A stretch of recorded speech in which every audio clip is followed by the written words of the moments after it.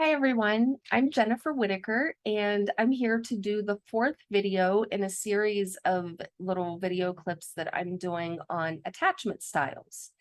And if you happen to miss the first three videos in the series, it's going to help give you a bigger picture to go back and watch those just to get a better understanding of the attachment system, different attachment styles, why they matter, and how they affect us. So having said that, I'm going to jump in today and we're going to talk about the anxious ambivalent attachment style, which is sometimes called preoccupied as well. But I use the words anxious ambivalent. So like before, I'm going to start out reading this little paragraph on the overview of attachment dynamics within the anxious ambivalent attachment style. It's the here today, gone tomorrow type of attachment. The ambivalent type of bonding leads to continual frustration and insecurity in relating that may manifest as feeling incapable of ever being truly loved or lovable enough. There is an over focus on the other and an under focus on the self. And since we learn to abandon ourself, we feel only external sources of comfort and regulation will work for us if we have an anxious ambivalent attachment style. So how does this start? So there are certain caregiver patterns, as with any other attachment style, that happen in childhood. So some of those patterns that come from our caregivers or our parents or our guardians are that they tended to be inconsistent when we were in childhood. So there was this on again, off again pattern of connection and responsiveness from our caregivers, guardians, or parents. And this intermittent reward led children to develop an obsessive focus on the other. Caregivers may have ignored the child altogether until the signal or the cry became loud, extreme, until the child acted out, or possibly even until the child becomes ill. And these are patterns that can really get set inside of us. And the caregivers, again, there's not always intention. There's not always intentional abuse. Sometimes it's something that just happens. So the caregivers themselves may have been dealing with their own unresolved attachment wounds that got passed on to us. They may have had mental health issues. There may have been family or cultural issues that got in the way. There could have been a tragedy or trauma that made us intermittent or made our parents intermittent with how they responded to us. Or there could have been on and off again struggles, like job loss versus employment. So a number of different things can lead to this attachment style. Another element of this that could have happened in childhood is that role reversal, where the child was expected to meet the adult's needs. Versus the adult meeting the child's needs. And we call that the parentified child. So the ambivalent attachment in adults is, like I said, oftentimes called preoccupied. And adults with this attachment adaptation can sometimes be demanding in relationships. And this is due to that over focus on the other person and the under focus on themselves. They may have difficulty with self-esteem, and they are going to look outside themselves to other people as a way to recognize their own value. And self-regulation can be really difficult for the anxious ambivalence. They're going to need that other person in order to feel calm and settled. And sometimes the anxious ambivalent person will end a relationship too soon, almost preemptively, because they believe that, well, eventually they're going to abandon me and leave me anyway, so I might as well nip it in the bud.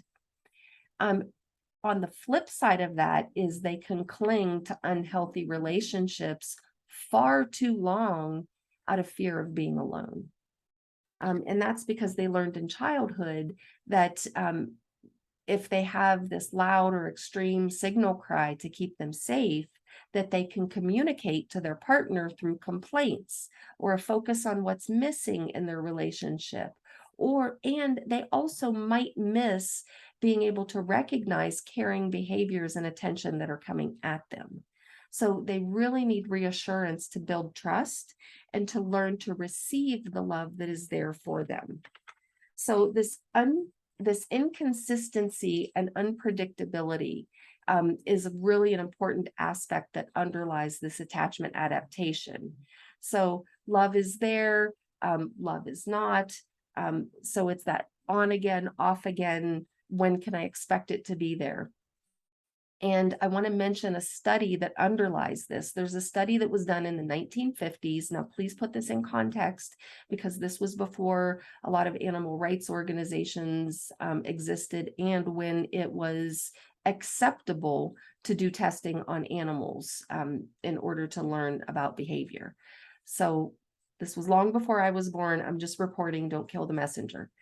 In this study, it's called a hope float study, and they put a rat in a bucket with water just to see what would happen. And after about 15 minutes, the rat gave up and started to sink.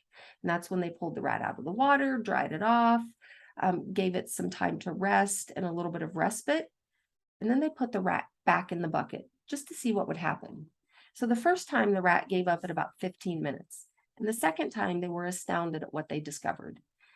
The second time, the rat treaded water and swam for 60 hours, which is 2.5 days of time, which is really astounding to go from 15 minutes to 60 hours. That's a 240% increase in how long the rat treaded water.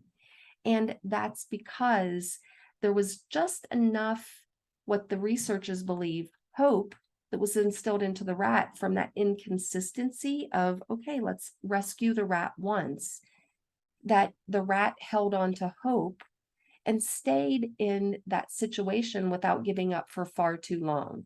And so that's really important to remember because intermittent rewards, especially in childhood from our caregivers, that's the dynamic that creates addiction, it creates obsession, and it creates that dynamic within us that causes us to stay in cycles of abuse and unhealthy relationships, whether it's an unhealthy relationship with a toxic boss, a toxic partner, or anything that's not good for us for far too long. So that's super important to remember. And one of the biggest fears of the anxious ambivalent attachment style is abandonment.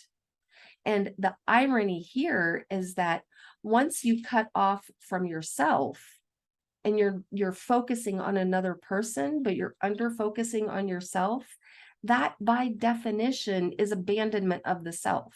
So you're actually abandoning yourself out of fear of being abandoned by another person.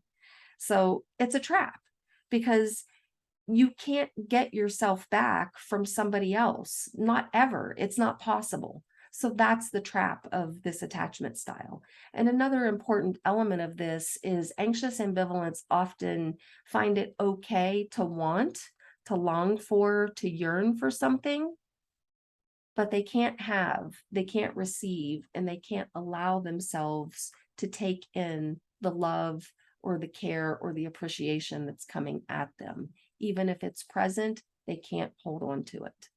So these are really important dynamics about this attachment style. And I want to circle back to what I said earlier, because ambivalents are dismissive of the self and they have an over focus on the other. Now, avoidance, which I talked about in the last video, are dismissive of others and they have an over focus on the self.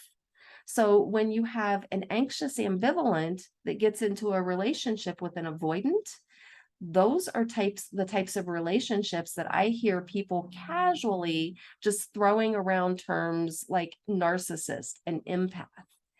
And the avoidant is what often the person in the relationship that often gets labeled as the narcissist, when what you're really looking at is an attachment wound. And the anxious ambivalent is the one that gets labeled as the empath. And again, what you're looking at is not true empathy. You are looking at an attachment wound and how those two attachment wounds play together.